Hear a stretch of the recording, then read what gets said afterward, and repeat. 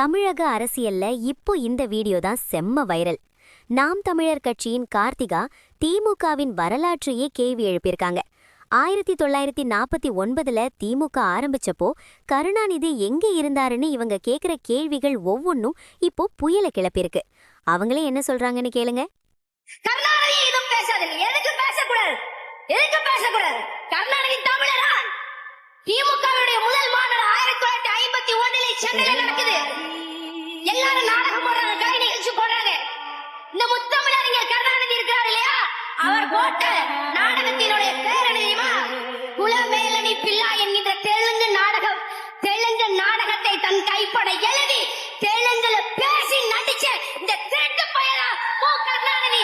இவர்தான் முத்தமிழறிஞர் சொல்றீங்களா? நீங்க இவர்தான் சொல்றீங்களா? கேட்டா கருணாநிதியை பேசாதீர்கள். ஏன் பேசக்கூடாது?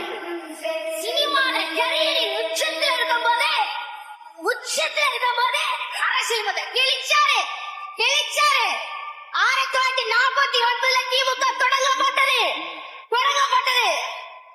கட்சி தொடங்குறதுக்கு 500 ரூபாய் தேவை. அண்ணாத்த தேவை 500 ரூபாய் தேவை. கொடுத்த 5 பேர் பட்டியல் நான் சொல்றேன்.